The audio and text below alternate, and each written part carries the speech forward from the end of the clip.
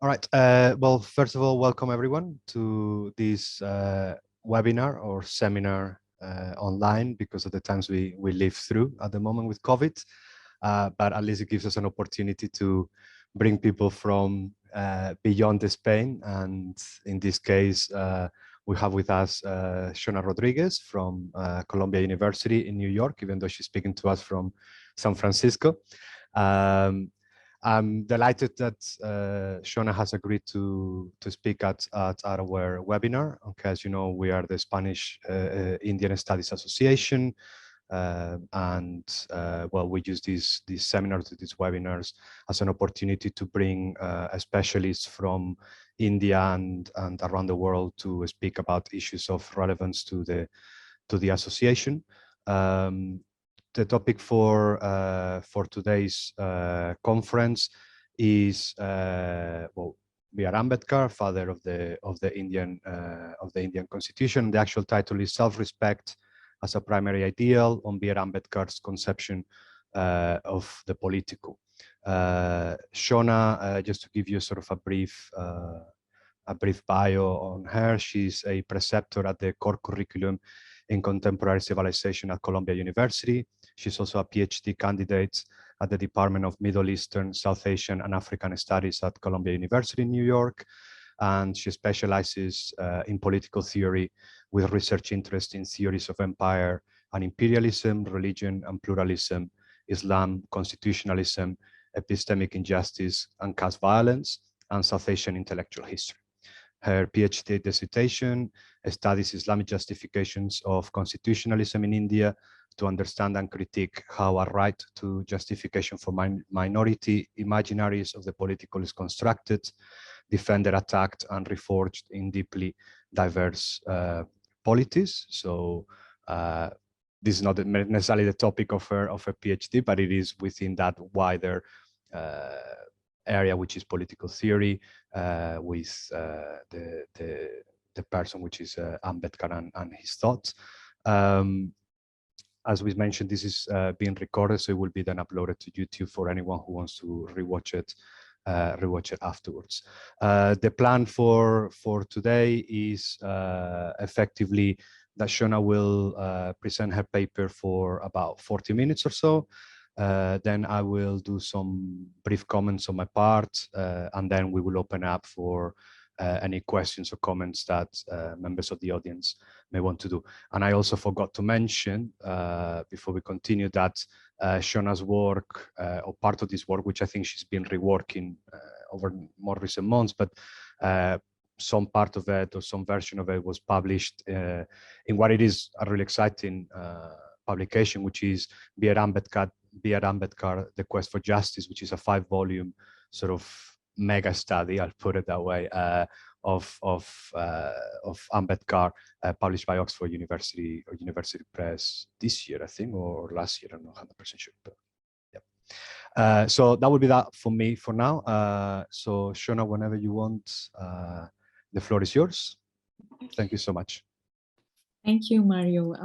Thank you so much. I'm thrilled to be here today, and I want to thank the Spanish Association of Indian Studies for inviting me to speak to the association. I'm going to share my screen so that I have a small presentation, and I can speak through that you can have a look at as I read through my paper. I apologize for reading, but this paper is slightly theoretical, and I think it would be easier if I read rather than speak through it. So my presentation for today is titled Self-Respect as a Primary Ideal, and I'm working through or trying to redevelop Bhimrao Ambedkar's conception of the political through self-respect.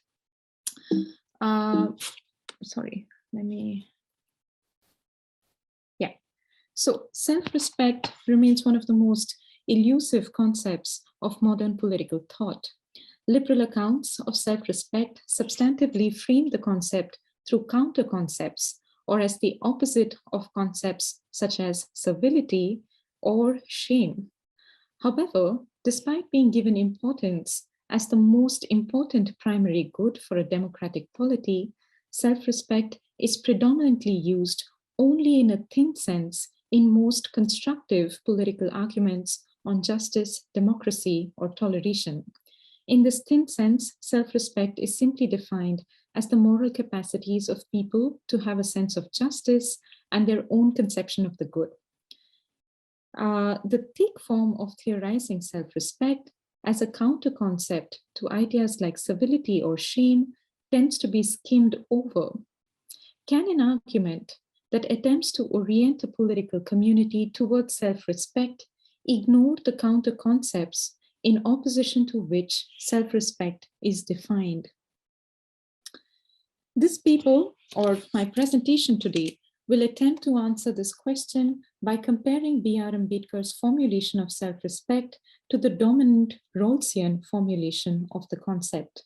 I use John Rawls's formulation of self-respect as a point of comparison in this paper because contemporary theorizing on self-respect as a primary good has predominantly taken place through the Rawlsian paradigm, a paradigm that does not explicitly consider the social in its conception of self-respect.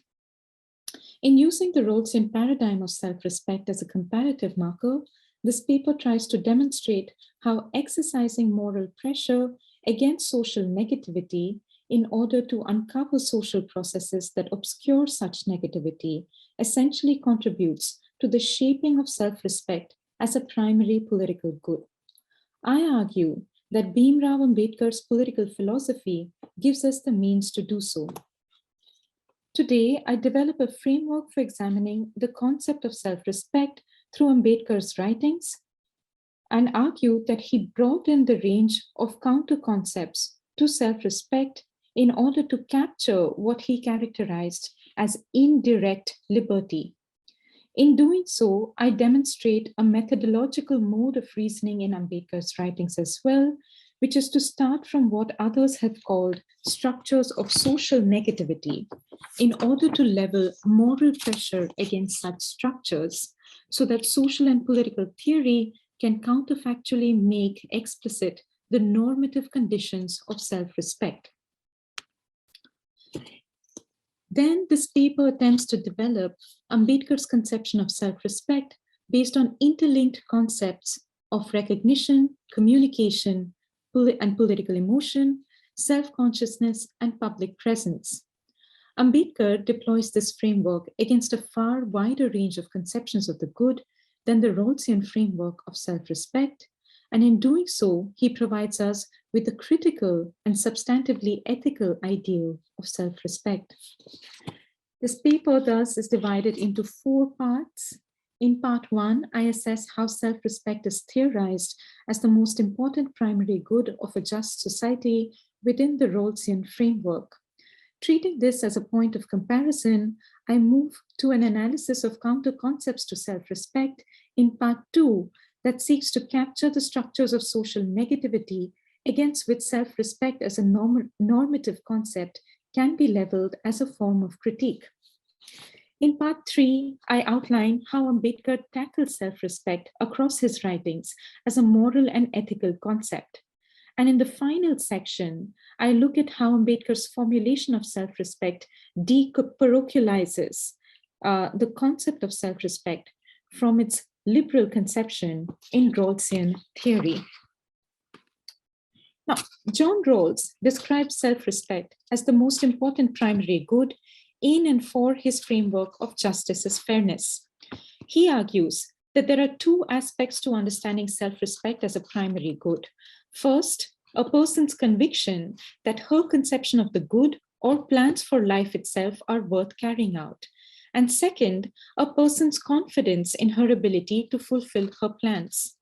These 2 aspects form a thin conception of self-respect and emerge from a Kantian liberal tradition of individuals adhering to a moral law.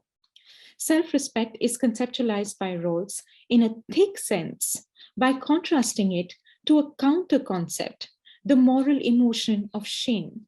But according to Rawls, before we come to the concept of shame, we must look at the 2 social bases for attaining self-respect. Rawls requires two conditions or social bases for the attainment of self-respect. First, it can be gained and sustained when a person formulates a life plan which does not merely involve identifying the activities which a person finds acceptable and enjoyable for life, but also involves marking out the maximal liberties and opportunities, income and wealth that can be gained from these life plans.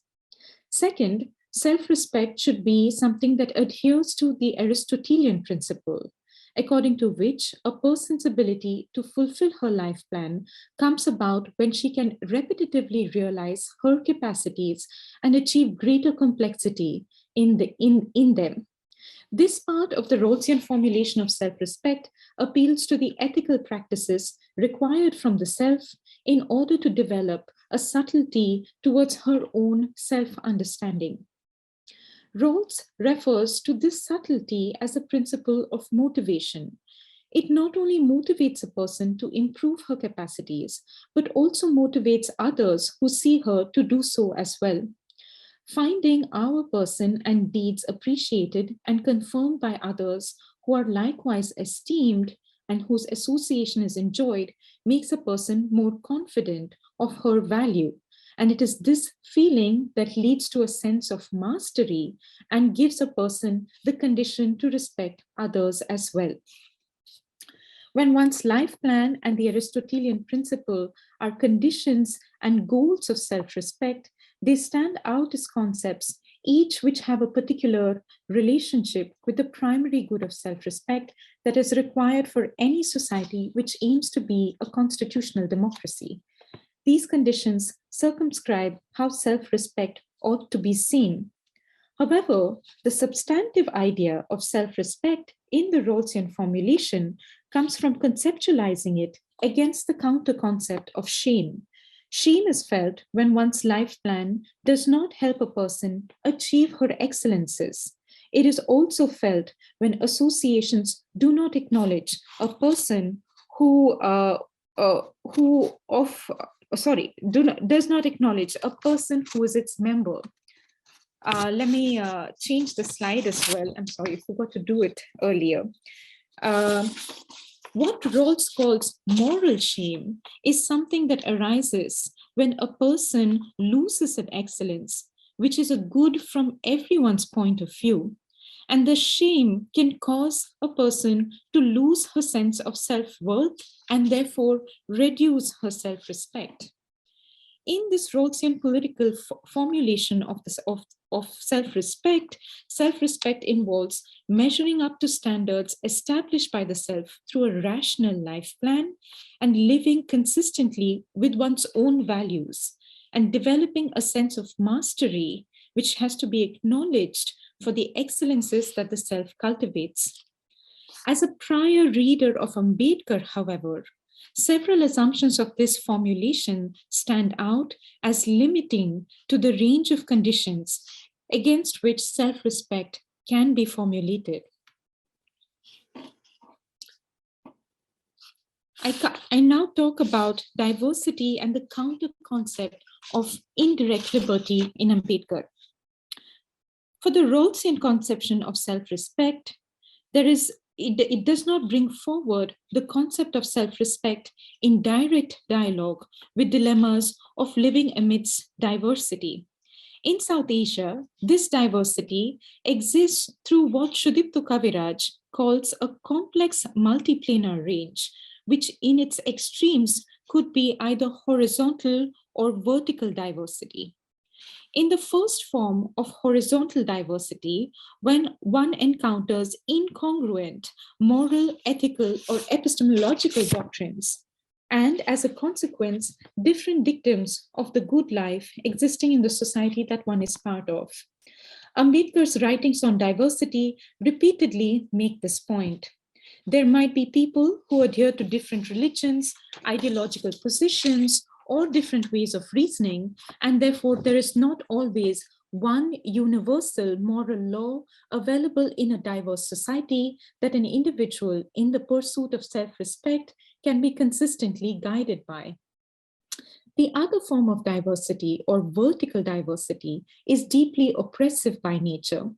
This kind of diversity is one which is fraught by different dimensions of power, where one party has greater societal capacity to influence the other and determine their place in a social structure. In writing about the second form of diversity, Ambedkar begins to employ counter concepts to describe the dilemmas that vertical diversity introduces into the pursuit of self-respect. One of the most powerful concepts or counter concepts that Ambedkar provides to self-respect is the idea of indirect liberty. Indirect liberty operates in a context where an individual is confined to a social structure characterized by vertical diversity, where the effective guarantees of social cooperation, protection, or well-being are either continuously undermined or simply not established due to the pervasive influence of asymmetric power relationships. Indirect liberty, at its extremes, shapes the conditions of possibility for those who cannot form lasting associations in the social domain and those considered unfit for human association. Ambedkar formulates the idea of indirect liberty in order to distinguish the dehumanizing condition of an untouchable from that of other dehumanizing relationships like that of slavery. Ambedkar does not have a historical analysis of slavery. However, he is aware of the distinctions in forms of slavery across time and space. He points out that slavery was an institution that was recognized and practiced throughout Indian history until 1843, when it was abolished by the Indian colonial government. Observing various cases of ancient Roman slavery, Ambedkar contends that the relationship between the master and the slave is determined by motives of display, gain, and productivity on behalf of the master and servility from the slave. However, it was an investment for the master to enable his slave to learn more or develop what Aristotle would consider excellences. When Ambedkar analyzes slavery in 18th century America, he carefully documents how Black slaves were used to build the American South in the face of hostile prejudice. At the same time, he notes, and I quote, "Slave labor was used for all kinds of work, and intelligent slaves were trained as artisans to be used and leased. Slave artisans would bring twice as much as an ordinary field hand in the market. Some masters, as the system became more evolved, hired slaves for their artisanry. Many slave artisans purchased their freedom by the savings that their work allowed them above the normal labor expected of a slave." This, according to Ambedkar, and unquote. This, according to Ambedkar, allowed slaves to explore higher forms of labor and culture and develop what I have called excellences earlier in this presentation, albeit in a hostile and deeply oppressive environment. Further, given the slave that was considered to be a valuable property, a prudent master would not expose his valuable possession to ill health. Rather, it was the duty of the master across different structures of slavery to take care of the health and well-being of the slave. Ambedkar makes this statement in the form of a structural analysis of slavery rather than through a historical analysis. An untouchable, on the other hand, has her plan of life set for her through her caste status.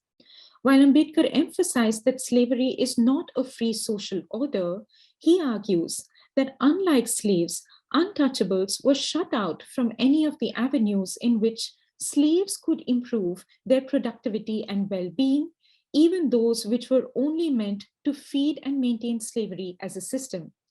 The upper caste has no motive of increased productivity in exerting power over the untouchable. Thus, the asymmetric relationship between the upper caste man and the untouchable does not derive from productive relations. The untouchable's access to excellences or modes of developing them could not rely on any motive of gain to those above the untouchable in the complex hierarchies of caste. This is crucial to understanding why untouchables are outside the fold or find it difficult to enter into social associations which are formed based on shared excellences with others in a society that practices caste. A context where associations are discouraged leads to a social condition where, unless explicitly necessitated by a social ethic backed by law, the well-being of the untouchable is not a matter of social concern. Ambedkar argues that in a society where untouchability is practiced as an extreme of the self's asymmetric relation with others, a plethora of limitations on the untouchable building human associations cultivated through practices that avoid their mere presence in domains that are public, leave the untouchable wholly responsible for her own survival, life plan, and development of excellences. It is in such a context where the untouchable, unlike the slave in theories of master-slave relationships, has to suffer the burden of what Ambedkar provocatively calls indirect liberty. Indirect liberty is being responsible for one's own survival. In indirect liberty, liberty is not something that is gained through entering into a social contract, but something that exists when one is not dependent on a master for one's survival. However, unlike the liberty guaranteed by entering into a social contract that leads to the creation of a state, or the liberty gained from adhering to a universal moral law across society, the liberty of an untouchable who is distinct from a slave is indirect. That is, the liberty of being responsible for one's own life without any direct associations to enable one's growth in society. Therefore, even when one does not experience direct servility to a master, the untouchable and others on the lower rungs of the caste hierarchy can experience indirect liberty. In portraying indirect liberty as a concept which theorizes the idea of an individual confined to a social structure without any guarantees of social cooperation, Ambedkar captures all the disadvantages of a free social order shaped by asymmetric relationships. I come to the second counter concept now, that of responsibility and the counter concept of behaviorism. The Rawlsian conception of self-respect does not adequately explore the question of responsibility for self-respect. It is often taken for granted that a societal responsibility for self-respect will be guaranteed through the political existence of rights. The self that needs to be respected, therefore, is the self that rights define, defend, and enable. But what about a self in a society like a post-colonial society that is reconstructing its traditions to newly incorporate into its everyday ethic a conception of rights? A response from the Rawlsian theory to this question would proceed as follows. Self-respect is not completely defined according to the neatly political terms of rights, but also reaches into the realm of psychology to analyze how counter concepts to the self can be tackled. However, conceptualizing self-respect as a matter of psychology poses the problem of its denial on the individual rather than treating it as an integral part of the social structures through which persons are given or denied respect. Further, the argument that psychology can exhaustively capture counter concepts to self-respect still works with an assumption of what it means to be human. That is, an entity whose protection and rights are grounded in a universal moral law. The range of emotions against which the Kantian liberal formulation of self-respect is formulated is far lesser than the range of political emotions experienced by those who are not recognized by society to be human. Ambedkar, who was trained in a critical tradition of social psychology within the social sciences in America at the turn of the 20th century, is highly sensitive to this limitation in Kantian traditions of self-respect. Through his training and coursework at Columbia University, especially in courses with Franklin Henry Giddings and John Dewey, Ambedkar began to question how conduct and association can affect self-respect. John Dewey, in particular, began to develop a social psychology at this time that could justify social reconstruction. The self, according to Dewey, was a social product constituted through others, organizations, institutions, and culture. He argued that humans came to be active interpreters of the meaning of objects and other subjects through interactions with others and institutions within a historical and cultural context. Using this to argue that human beings are not internally or externally determined, but capable of subjectivity, Dewey justified social reconstruction by grounding it in the subjectivity of the self that emerged with interaction with others and institutional structures. Thus, as human beings came to interpret and reinterpret society, society itself could be reconstructed and expand its own social ethic. Ambedkar was heavily influenced by this conception of the self and social reconstruction as a method of understanding human agency under conditions of deep inequality.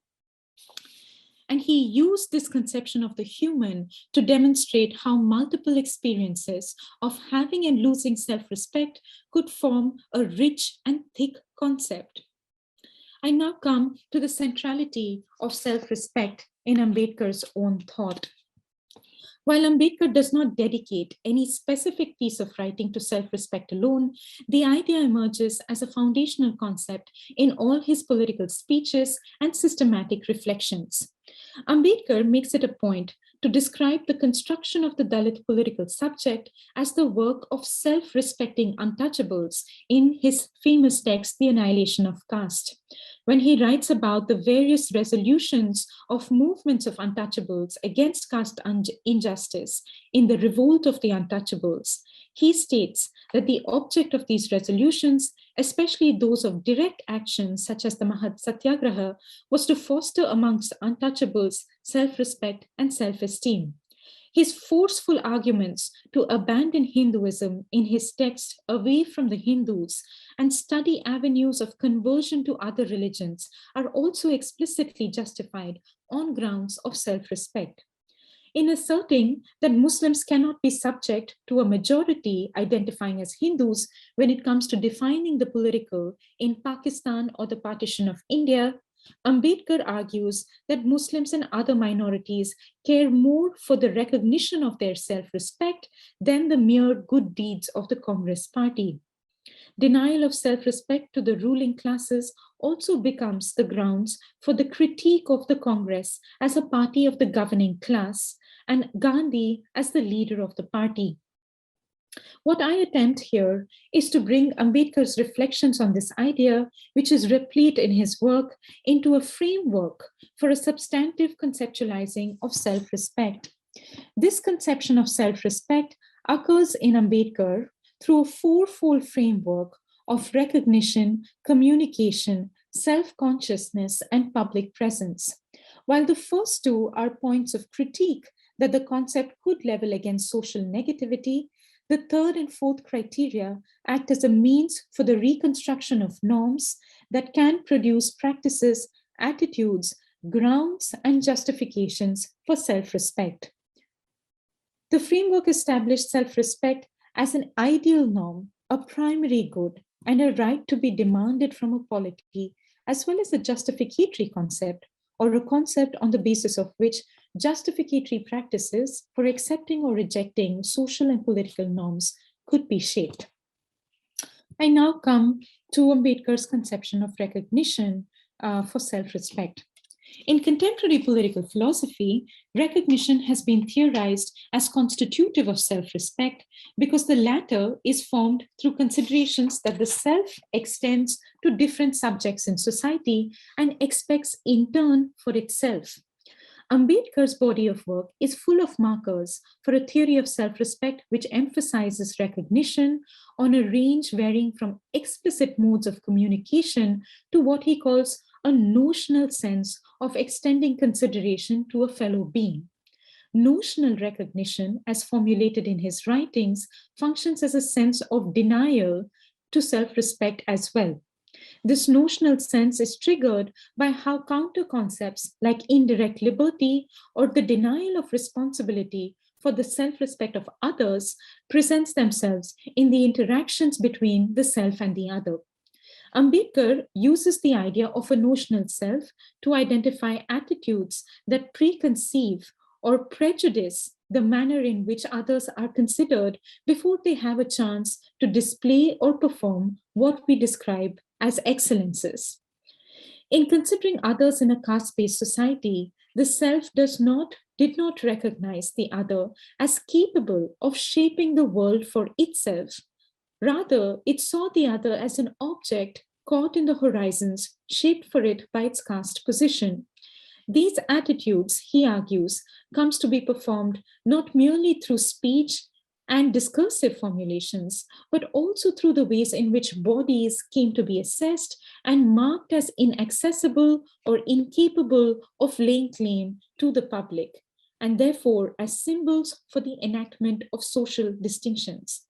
His notional sense of these preconceptions is best captured when he writes about himself as a public political figure in India. There is, and I quote from his writings, there is another form of discrimination which indicates a systematic attempt to lower the dignity and status of a meritorious untouchable. A Hindu leader would be described merely as a great Indian leader, whereas a leader of untouchables would be considered only to be a leader of untouchables, unquote. This boundedness to how a Dalit is recognized, particularly in the political terrain, takes place not just discursively, but also through non-discursive sidelining or undermining of the relevance of Dalit thought, culture, and literature within Indian society. Being aware of this notional sense is the first step in a framework that can proceed towards communication in a society that values self-respect. Ambedkar's constitutional framework to increase the public presence and thus critical space for Dalits to assert themselves was also such a framework to enable self-respect in India and take responsibility for the regulative operation of the preconceptions internalized in the perception of others. At the other end of the range of the notional sense of recognition is its operation in a blatant debate on where the onus of responsibility for emancipation in a caste-based society must lie.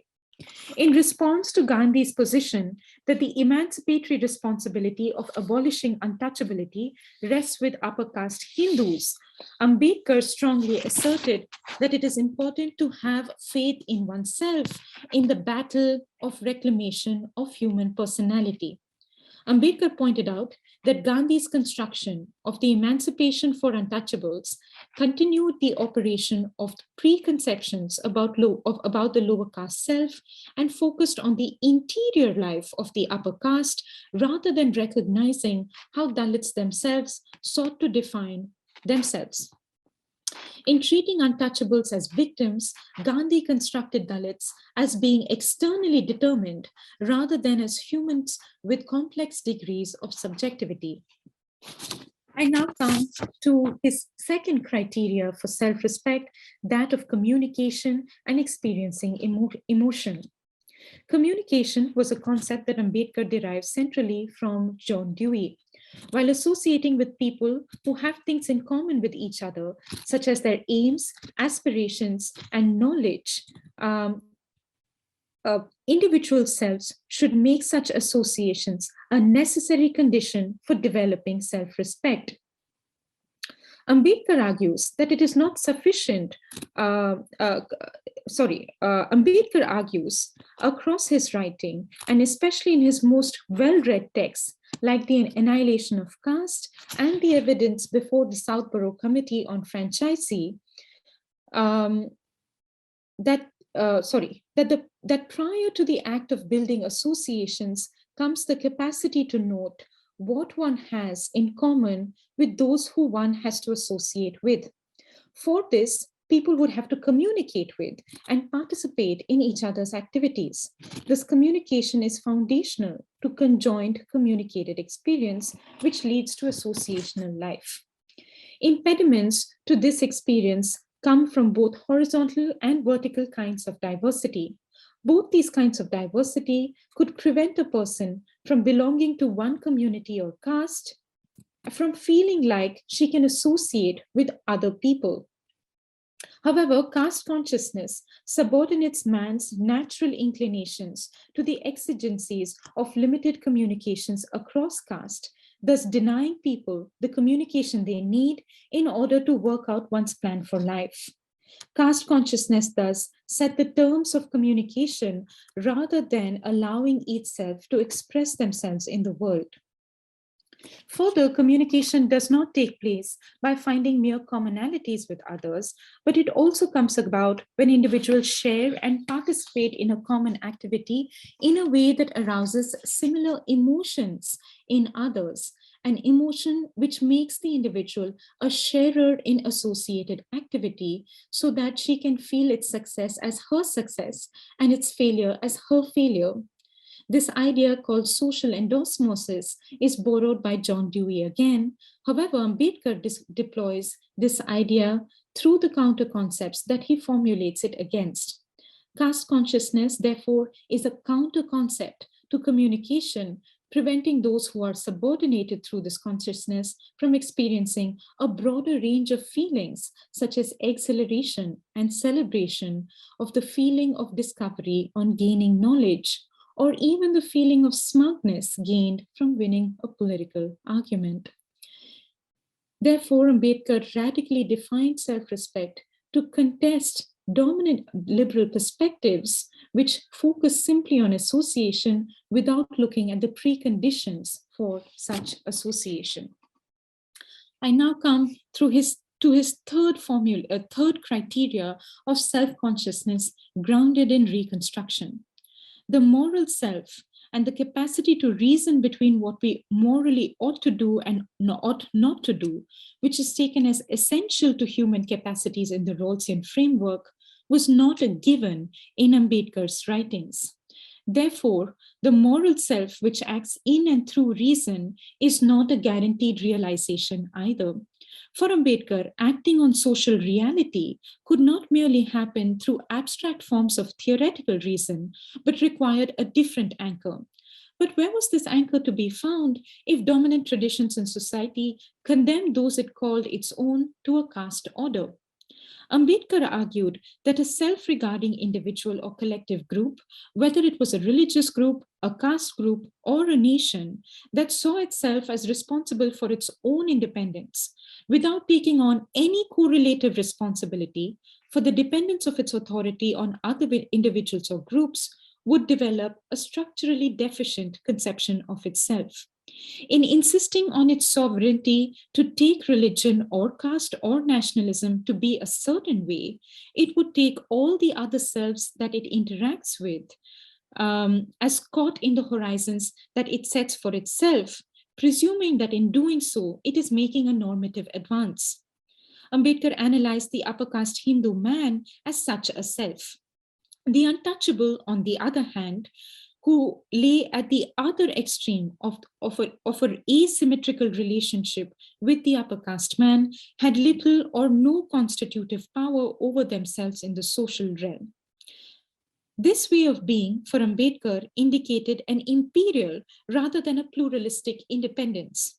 When extended into the political realm, in insisting on its sovereignty to take nationalism or caste or religion to be a certain way, without seeing the dependence of the sovereignty on the other, nationalists viewed themselves as making normative advances into selfhood while disregarding the obedience it demanded from everyone in making this advance and systematically mistaking their power to be authority.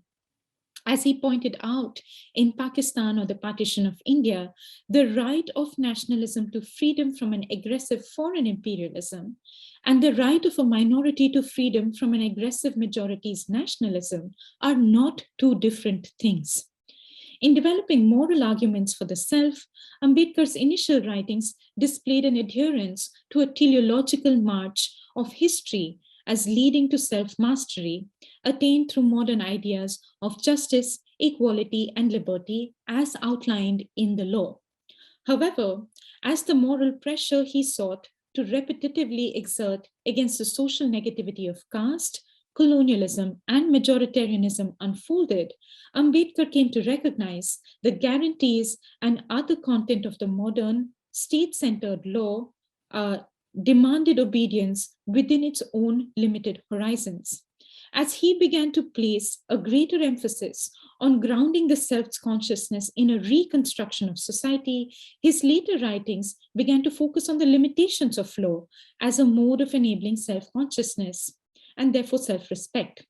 Political reasons, as contained in and circumscribed by the law, could not be a sufficient ground for all morality. Rather, such a ground should be sought within a framework of social progress. However, the social for Ambedkar was constituted by religion. To argue that religion had nothing to do with the social was simply false for Ambedkar. Without religion, the individual could not participate in the life of society. Because society was rooted in the very growth of self-consciousness, so was religion. Thus, an important criteria for assessing religious life as it shaped society was to analyze how it allowed for each individual's apprehension of their self and their recognition of the other as a self. Another criteria for the apprehension of religion was what he referred to as critical reason, or the capacity to pass judgments about human experience through a normative lens. The norm through which religion is evaluated or judged was its capacity to embrace revolutions in the world of human experience and make abstractions generated from such revolutions more conducive to social life. And therefore, the scientific revolution was a crucial part of Ambedkar's understanding of the world. As society developed through the unfolding of self-consciousness, Ambedkar argued that it developed a social ethic which allowed for certain ways of acting which would be common to society and shape its mores. However, such a social ethic could not be regarded as moral if it was simply repeated over generations and simply accepted by society. It was in this way that religion acted as a means of social control and effectively as law. For religion as a social ethic to be considered moral, individuals in society would have to reflexively recognize the right or voluntarily choose the good. This is why social ethics ought to be engaged closely and critically with religion.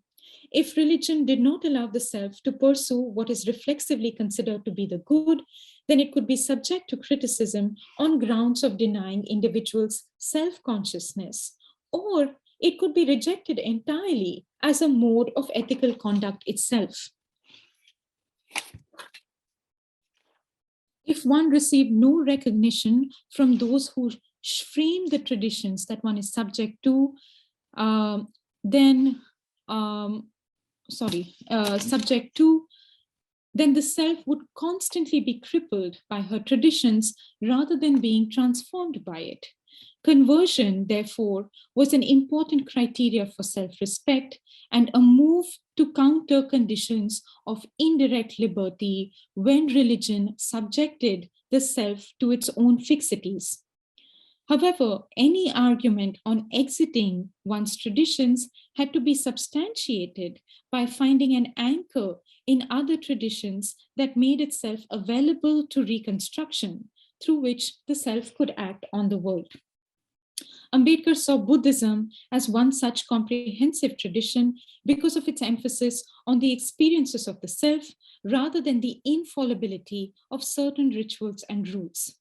According to Ambedkar, the followers of the Buddha were free to modify or abandon any of his teachings if it was found that at any given point of time, the teachings of various traditions of Buddhism did not apply. In reconstructing different tenets of Buddhism as an ethical body of thought that Dalits could embrace and follow, Ambedkar emphasized the Buddha as a human being upholding freedom with compassion or karuna at every step. The appeal of this reconstruction to the goal of self-respect was as important as his deployment of Buddhism as a moral doctrine that could enable a political community to develop as a fraternity. In using reconstruction as a method of self-consciousness, Ambedkar followed an argument of the self in temporality as formulated by Dewey for conceptualizing the self to be someone who lives in the present. Materials of the past could not be posed as rivals to the present. In doing so, some have argued that he was also embracing the Buddha's law of impermanence or sarvam anityam and the eightfold path that focuses on the cultivation of active experience and virtue in the present, right views, aspirations, speech, conduct, livelihood, effort, mindfulness, and concentration. Okay, now I come to his fourth criteria, that is public participation in the substantive formulation of rights. Ambedkar had a peculiar approach towards rights. He treated them as an important end to be achieved, but he did not want to treat rights as a pre-given, especially in a society which had to overcome a lot before being able to guarantee those rights. He was obviously writing at a time when he was attempting to orient the political community in India towards an idea of rights. Given this, he was starting from an assumption that rights have to be constructed and developed and reconstructed.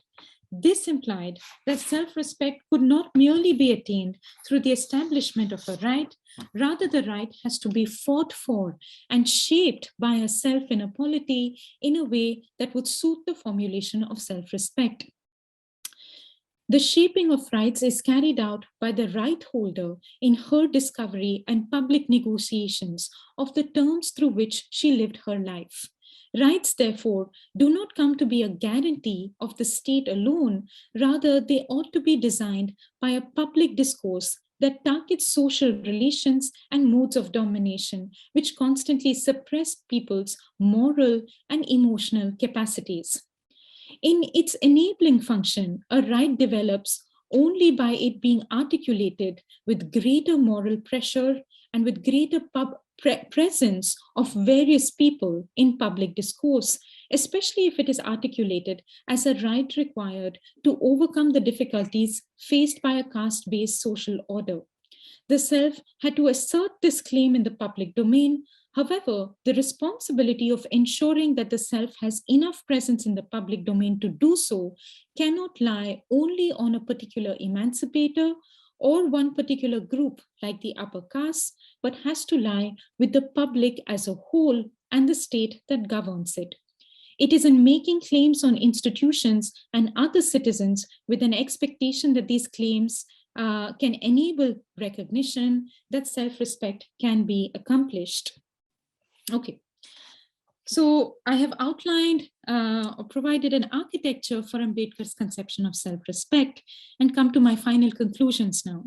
In building a framework for self-respect, Ambedkar began to foreground the assumptions present in political claims for self-respect and link them together to coherently justify them as a normative claim that the concept could propose. In doing so, however, he developed self-respect as a concept that could make a claim to be a thin universal, but at the same time ought to be substantiated with the rich, lived-in character of the practices and intuitions with which the Indian public political domain could reconstruct itself.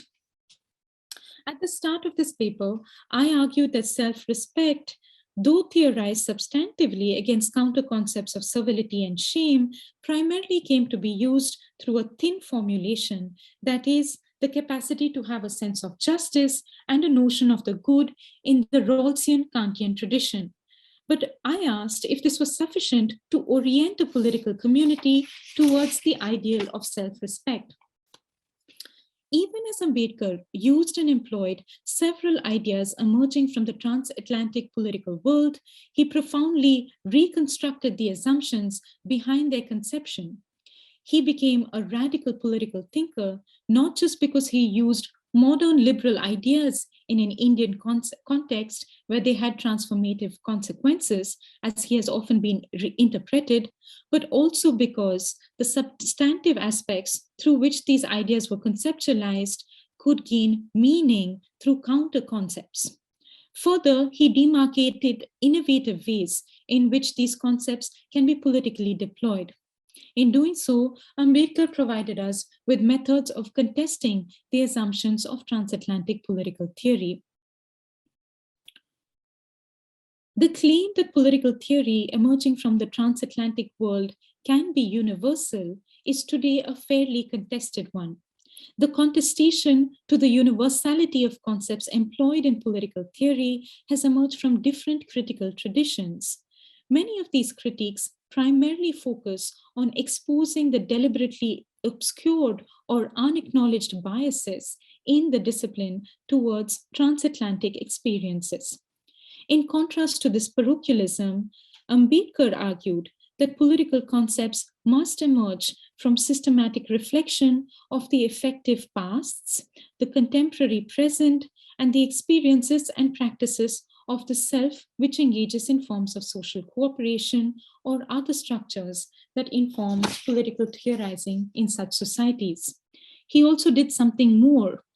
Reading a thinker like Ambedkar prior to reading transatlantic conceptual theory allows a student of political theory to notice the methods and assumptions that go into how conceptual theory is built and sustained within different political contexts. Ambedkar provided us with substantive formulations of concepts like self-respect that could have a significance even outside that of the local or the subcontinental world. As a political thinker, he reconstituted the terms of self-respect, reaching out to those who are not merely interested in the workings of the political domain, but also looking for a way to build the preconditions for themselves to enter into this domain as self-respecting equals. Okay. Thank you for your patience. I know I overshot my time, but I have reached the end of my presentation.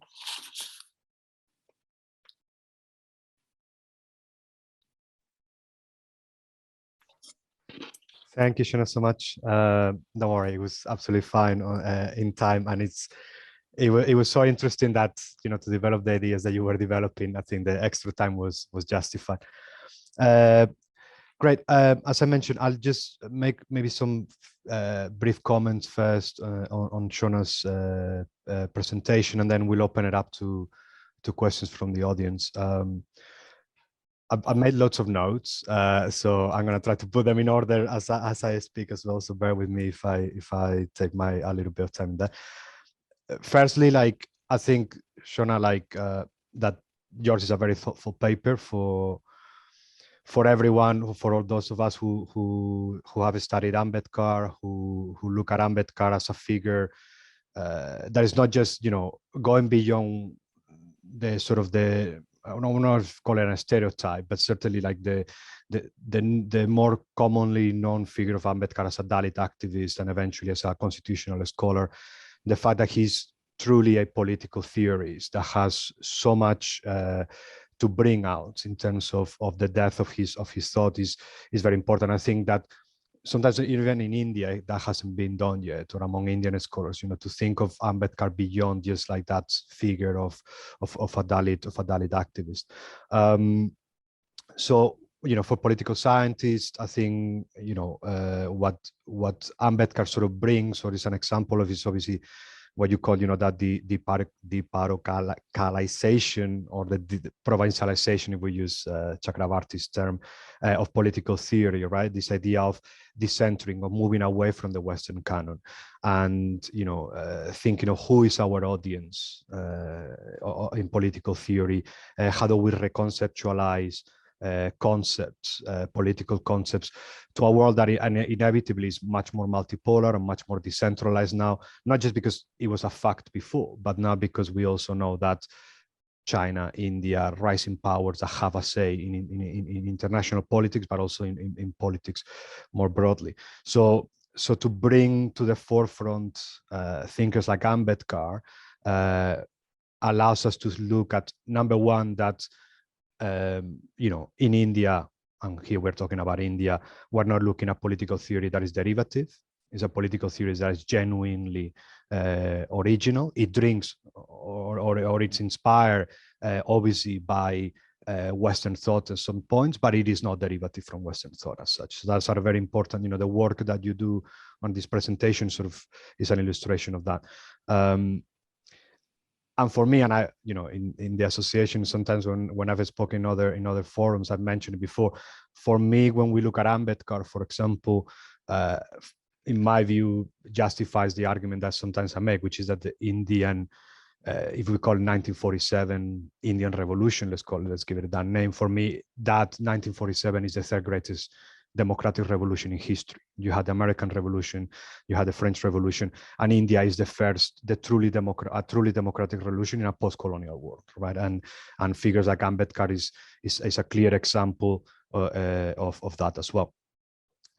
And for those of us who know Ambedkar, maybe we already sort of had a hint in our minds that was the case. But I think your paper and your conference sort of pits Ambedkar against effectively two giants of Western thought, right? On Rawls on one side with the theory of justice, but behind indirectly is always Immanuel Kant. So, to take Ambedkar and to put his ideas right across them and contrast them, I think is very apt, because it shows that it holds. It's not a question of whether his ideas actually enriches a debate with sort of classical liberalism around this concept of self-respect that you've talked about. So I'm gonna go into it, but I think this is the value, right, of the richness of your paper and of Ambedkar's thought in particular, which is, yes, we're talking about the concept of self-respect.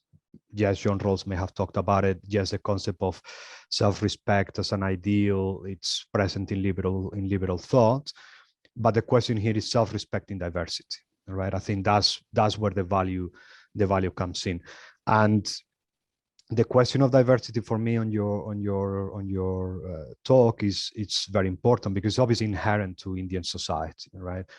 India is diverse, and that's not something that is questionable, and even struggles to try to homogenize, whether it's discursively or actively through political engineering, is not going to take away that India is a diverse country, right, and a diverse reality.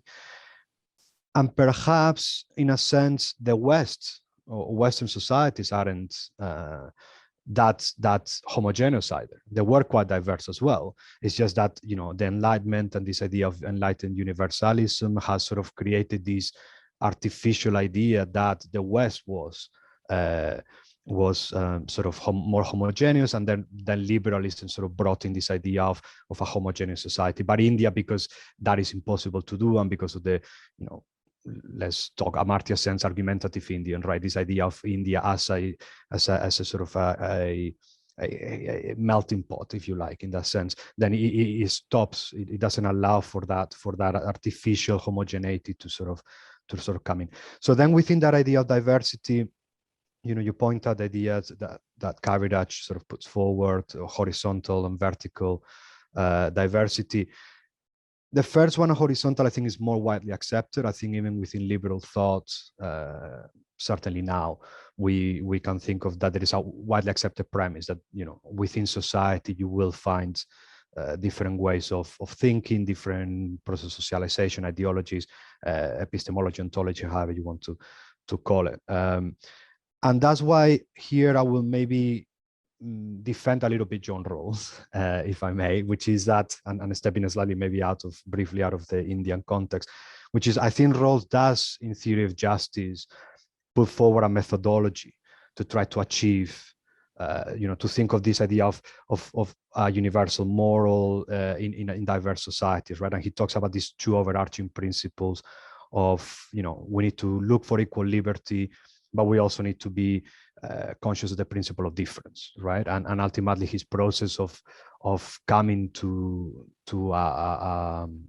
consensus of what justice is a process in which society comes together and negotiates, and comes to a consensus around this idea of legitimacy. So it is true, though, as you mentioned, that is based on pure reason. I mean, it's a rational process. The question of emotion doesn't come in. But I think on the horizontal side, maybe there's more commonalities between Ambedkar and Rawls than may seem. I don't know what you think about that. Then the question of vertical diversity, that's, I think, where really Ambedkar's thought is so original, no? And this concept of indirect liberty. And I think indirect liberty, it's very interesting, and I think it's very powerful. And Enrique Martinez here, so he may want to have, because he's a labor historian, but that insight that you given, which, I've read Ambedkar quite a lot, and it didn't sort of come through this idea of the difference between slavery and untouchability, and I think that's a very interesting contribution to think through. The times we live in, it might be controversial to try to sort of expand on this idea, but I think it's such a rich debate to have there, and I think it sophisticates in particular. It goes beyond, for example, Jyotirao Phule's idea when he actually writes Gulangiri or slavery, which is where he kind of equates both concepts, and Ambedkar sort of sophisticates that more. Perhaps in this part on indirect liberty, and again, maybe like when you reply, it'll be interesting, whether you left outside, maybe because it was, a more sort of political theory element, but the Ambedkar sort of particular focus on vested interests, that indirect liberty also has an element, which is that, the economic angle, right? That upper castes benefit economically from their position, and therefore it's not just a matter of religion, but it's also a matter of material benefit, right? So here maybe that socialist side of Ambedkar, which maybe wasn't so present on your paper, might be also relevant in understanding why vertical diversity is so entrenched, that indirect liberty argument is so powerful as well. And then this takes us sort of, so when we enter into the question of diversity or self-respect in diversity, then we enter to the question of rights, and I think, again, this is such an innovative element that Ambedkar looks at, that reconceptualization that we were talking about before, which is that in Western thought, we normally think of rights as a legal fact, right? It's something that is a given. You either have rights or you don't have rights. Citizenship gives you certain rights, and those are inalienable, I think, and that's sort of a legal element. And Ambedkar says, well, no, like rights are eventually a struggle, or rights don't necessarily exist, and in the paper, which Rana de Gandhi and Gina, in his famous speech, he talks about this idea of you may give rights, but if people don't believe in them, then you can't. They are useless, basically. So that idea of rights as a struggle is interesting, because then it brings in those ideas of recognition, of self-consciousness, of the relational nature of the concept, the question of communication, etc. And here maybe which is something that I always I think is as a very basic premise of why Indian thought is so interesting as well, is the fact that when we think of the concept of rights in the West, is because the history of Europe in particular came from this idea of a feudal society in which the threat was absolutism. It was the state that was a threat. So rights are created as a way of establishing a civil society, a private sphere for individuals, right? So it's about protecting the individual from this sort of overarching absolutist state. But in India, it's not the way, because tyranny doesn't come from the state. Tyranny in India comes from society. It comes from the caste system. It comes from social structuring.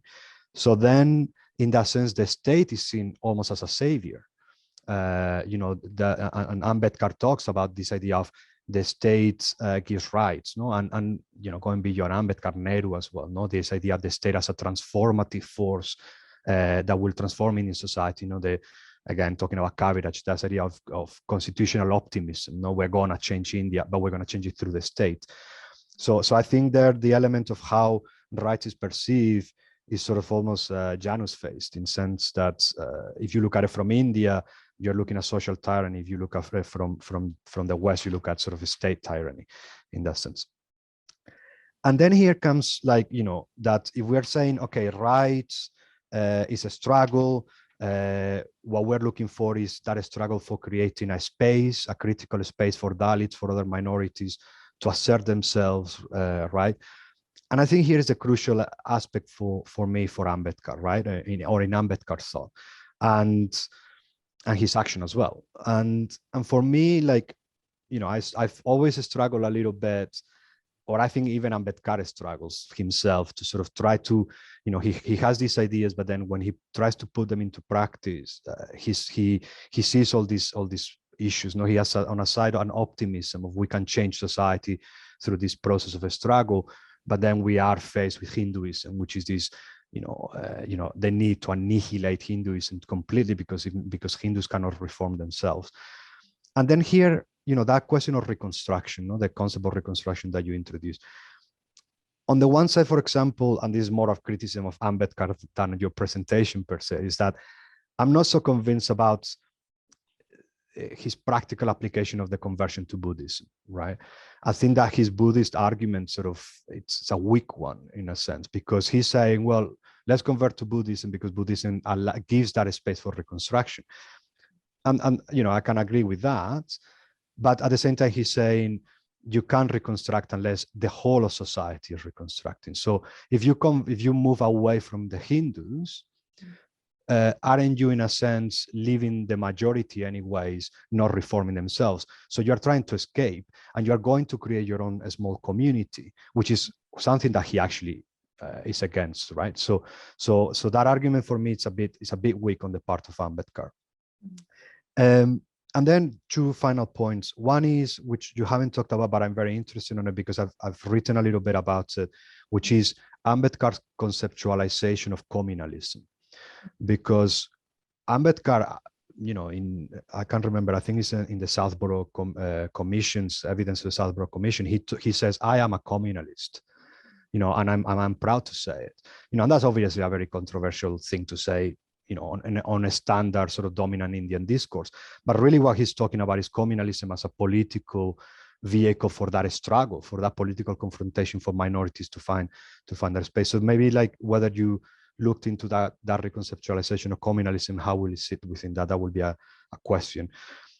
The second question will be, would you think then, once out of the entire sort of development of the concept of self-respect and Ambedkar's political theory, and him being the father of the Indian Constitution, or one of the fathers or the parents of the Indian Constitution, is the Indian Constitution then the founding document of the Indian social contract? Or is the Indian Constitution an instrument that creates that space for the struggle that eventually will allow for a social contract to be founded? Meaning, is India really, as he said, a nation? Or are we looking at the Indian Constitution as a document that will create those rights, that space for critical struggle, that at some stage will allow for a social contract to truly emerge, which will be in a sense odd, or at least in terms of the mainstream political theory, because constitution normally is seen as a foundational document of social contracts. And within that then comes the idea of, and finally, when you talked about emotion, you talk about social endosmosis. One concept that I haven't seen, but I'm sure, in that I think indirectly is in there, which is very important for him, is the concept of fraternity, right? And whether you think that fraternity sits within these ideas of, has India achieved fraternity yet? Are we, or is it a process that never ends? Because all societies have to continue improving themselves. Or is the Indian Constitution looking to achieve fraternity? Or does the Indian Constitution, by granting rights, provide fraternity sort of as a starting position as part of that social contract? I think that would be that from me. I think if you'd like to answer to this, or you want to take some question, however you feel. Well, thank you for these fantastic questions, Mario. I don't think I've thought about everything that you have, posed to me today. So I don't know if I'll be able to respond to everything. If I could quickly respond and maybe, then come back to some of the questions once I've received more questions. I need some more time to think as well. First on, thank you. This is fantastic comments. I think in terms of decentralizing or deparochializing or deprovincializing political theory, Ambedkar becomes a fairly critical and controversial figure, because most people want to interpret him as a radical liberal thinker. And I think that there are moments in Ambedkar's thought where he is very liberal, but there are also moments when he is not. And by being not liberal, it doesn't mean that he's not being pluralist or upholding several of the goods that liberalism upholds. But there are moments when he, for example, is not secular, and he believes that religion can form the moral ground for a society, particularly because the political can be fairly limited in shaping this moral ground. So one of the great things about Ambedkar is that he doesn't treat the West putatively. It's not a putative space where, you know, it's simply the colonizer or simply a homogeneous space. But he's sensitive to the both the kinds of horizontal and vertical diversity that exists in the West as well. And that's what makes him such a great thinker and such a complex thinker for the purpose of deparochializing political theory. So, you know, the emphasis in such a deparochialization is on conversation rather than, you know, simple antagonism between a putative West and a putative colonized society. Okay, let me come to, I think I agree with you over time. You know, I've been working on this for a fairly long time, but in your defense of Rawls, particularly in the later Rawls, you know, the Rawls of political liberalism, where he really tackles the question of horizontal diversity through the fact of pluralism and the overlapping consensus. I think Rawls is open to thinking about horizontal diversity very, very complexly, in a very complex manner, sorry. However, because his process is, because his public reason has to constantly keep returning to that rational dialogue, the space for a non-secular vocabularies to enter public reason is fairly limited, you know. And then later someone like Habermas, who builds a great conversation with Rawls on the question of political liberalism, takes the post-secular turn, but Rawls never did that. And that poses a major challenge for deeply religious societies, publicly religious societies, I think, like India. So even though Rawls takes into account the fact of pluralism and seriously thinks through it, I think there is still a limit to how theories of the overlapping consensus could apply to India, particularly to the non-secular public that, you know, that India has very resistantly maintained over time. Okay. Let me come to now Ambedkar's conception of indirect liberty. You're right, it's fairly controversial, you know, in today's day and age.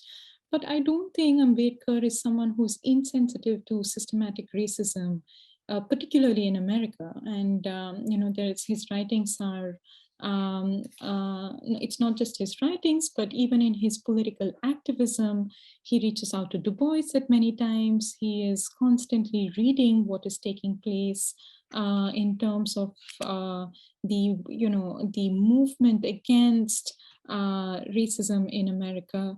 And he is very much on the forefront of building political alliances across the globe through people who have been affected through oppressive racial structures.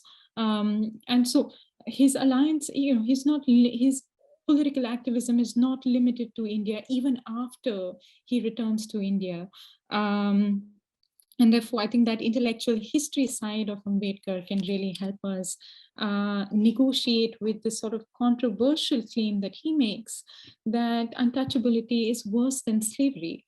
And he actually levels this claim against Lala Lajpat Rai, who's going to America and giving speeches where he wants to defend the caste system and says that untouchability is not as bad as slavery. So there's also sort of response in Ambedkar's writings to Lala Lajpat Rai.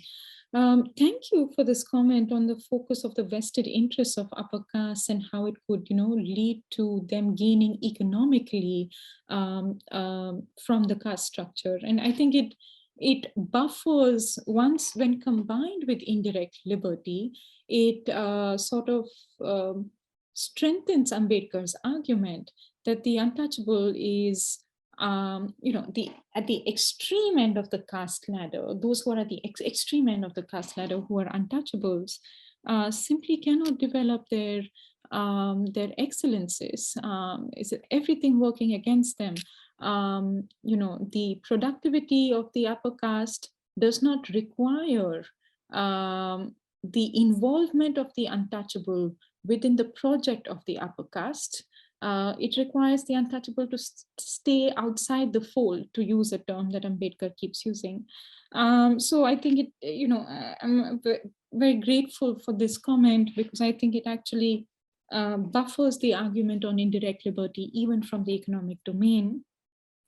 Okay, now let me come to the question of rights and of the founding Indian Constitution as a founding document, before I come to Buddhism and the question of religion. I think your reading of Ambedkar, I totally agree with it, that rights are a struggle, and it has to, the state to a large extent can be the post-colonial state to a large extent can be the savior of people by guaranteeing rights.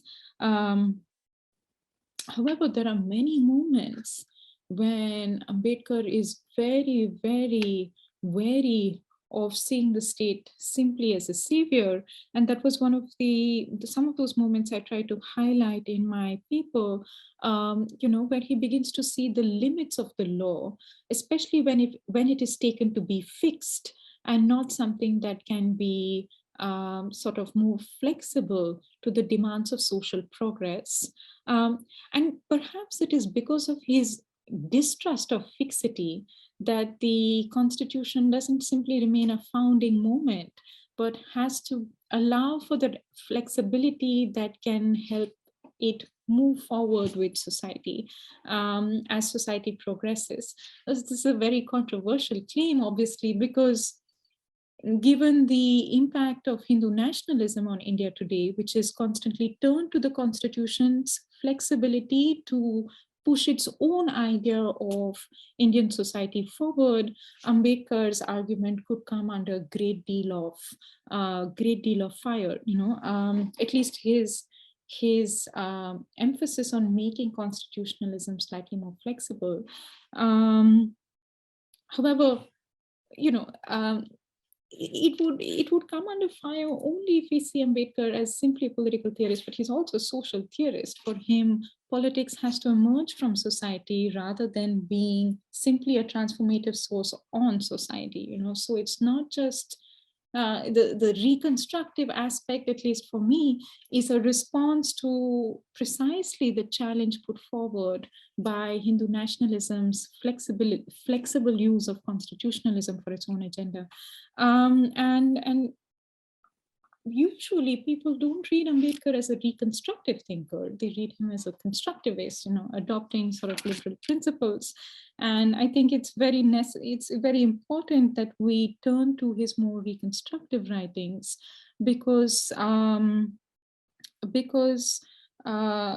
without this reconstruction, the struggle that will help people claim the rights that the Constitution guarantees, and these guarantees are necessary but not sufficient,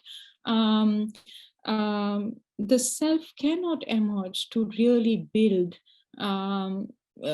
its own excellences, its own associations, and really begin to communicate with society. And therefore, self-respect is a primary political ideal. At least for me, this reading of Ambedkar has over the years only become stronger. So the turn towards religion becomes a sort of, historically, one could say that, yes, it becomes a weak move because it creates a kind of Navayana Buddhism, a new kind of community, one that instead of maintaining its conversation with Hindus has kind of broken away from that conversation with Hindus. And I think that I don't want to ignore that historical challenge, but the way in which Ambedkar begins to reconceptualize religion itself is very interesting. It cannot be fixed. If it is fixed, it will remain like a fixed law. And so again, we're back into the argument on flexibility. Like the Constitution, the reconstructive form of religion has to be emphasized.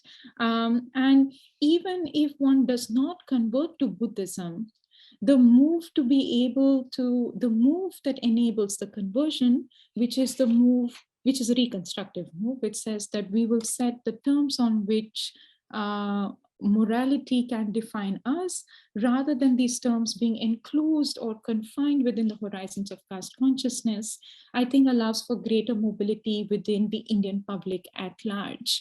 And therefore, the sort of critical presence of Dalits in India today is largely coming from Navayana Buddhist Dalits.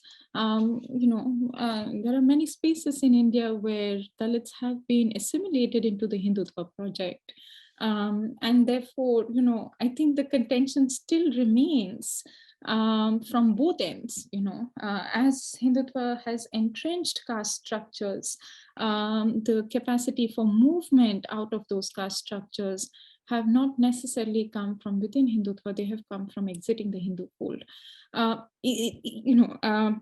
doesn't mean that I'm advocating for exiting the Hindu fold. My emphasis is more on what the argument lends for self-respect. It lends for greater communication, greater association, and greater presence in the public domain. Okay, I've spoken for a long time, but thank you for these fantastic comments. I need to think a little more about Ambedkar's reconception of communalism and his thought as a communal thinker. I actually haven't thought about it, although, coming from thinkers like Kaviraj, etc., it's a fairly important thing to think about. So let me think about it a little more, but thank you for this comment. Thanks, Shaunna. Thanks so much for your comments as well on my comments, if that's the way to say. Right. I think we can open up for some questions from the audience, from the rest of the members in the audience. We have some time for it. So are there any questions, any thoughts anyone wants to share? Itisha.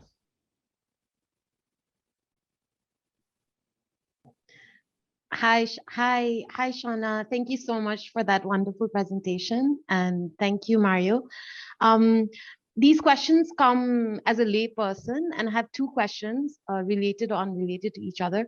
So the first question was, this idea of self-respect or the notional self that you talked about in your presentation.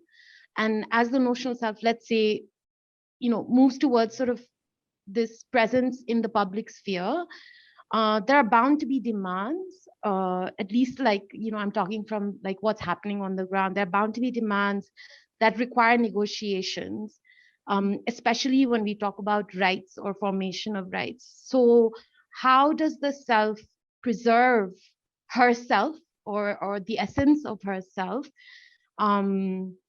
or the so-called essence against these processes of negotiations?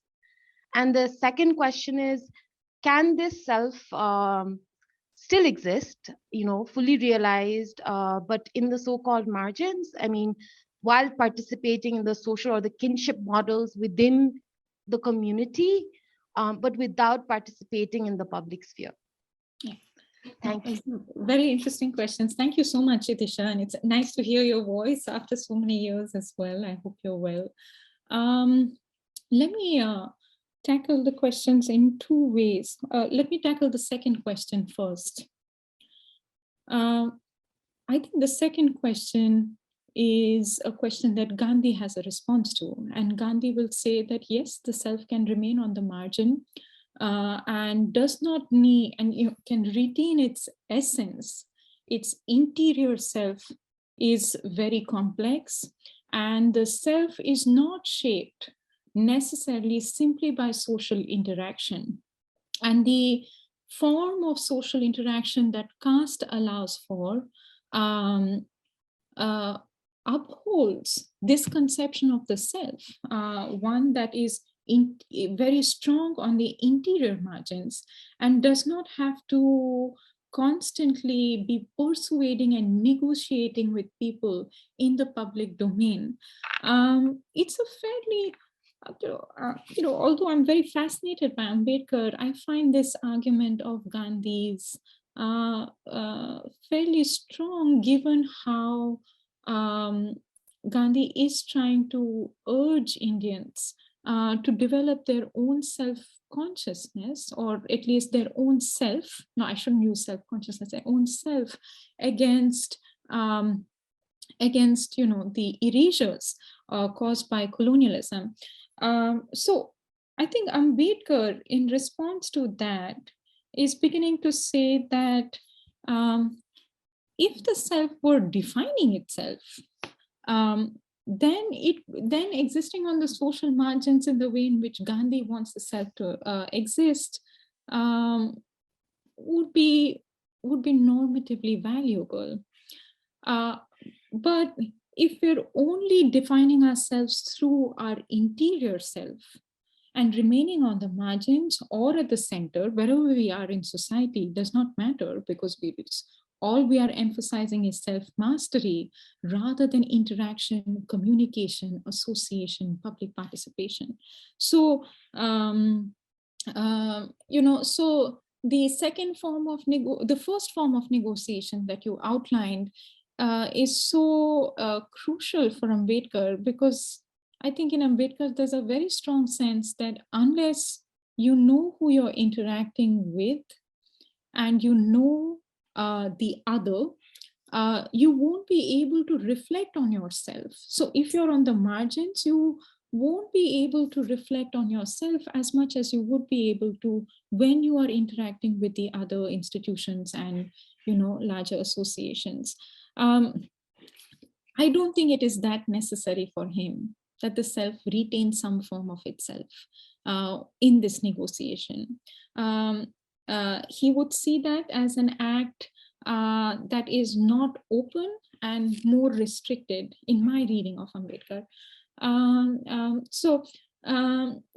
The Dalit self, at least, can retain one's experience and reflection on one's experience, but has to be more fluid in order to become a more critical presence in the public domain and to emerge from the limited horizons of caste consciousness.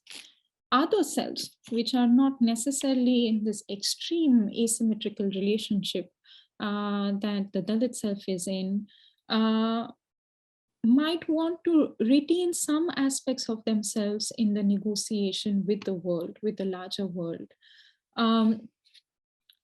But in doing so, they have to be more perceptive of how the world is operating.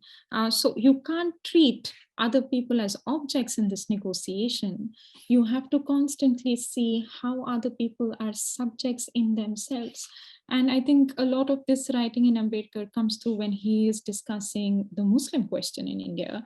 Many people have criticized Ambedkar, saying that he is treating Muslims themselves as objects. And I think that criticism holds at many places because he has a very Orientalist reading of Islam. However, Ambedkar wants Muslims in India to be able to define their futures for themselves rather than having these defined by somebody else. So I think that emphasis on not treating others as objects, but as subjects who are shaped by their institutions and who can build or reconstruct these institutions through interaction, allows for a more fluid understanding in Ambedkar. So, unlike Gandhi, wants to stubbornly hold on to a certain conception of the self while interacting with the world, and makes it a very interiorized conception of the self. Ambedkar wants to examine the self from the exterior as well and demand more fluidity. Yeah, I hope that I hope my very philosophical response is making some sense.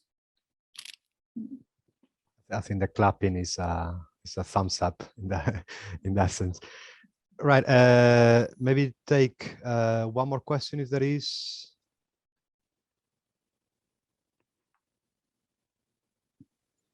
Hello. Yeah, Antonia, we can hear you.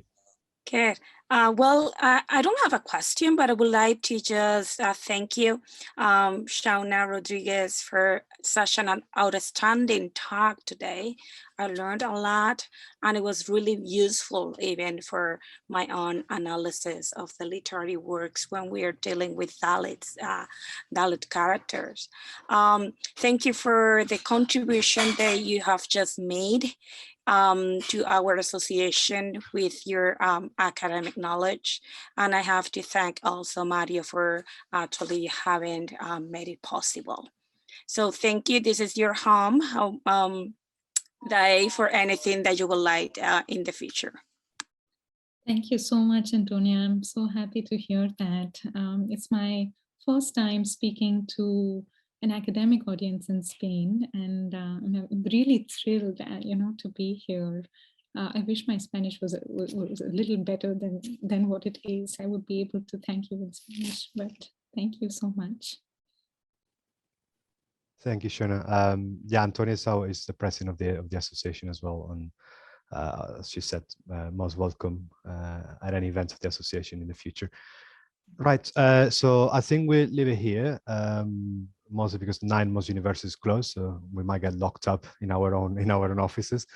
But again, thank you so much, Shaunna, for such a thoughtful paper, for agreeing to present at our seminar, and we hope to see you soon in other events of the association. We'll keep you posted. Thanks everyone else for joining us today as well. Thank you, Monica, for your help again with all the logistics. And yeah, see you everyone in other events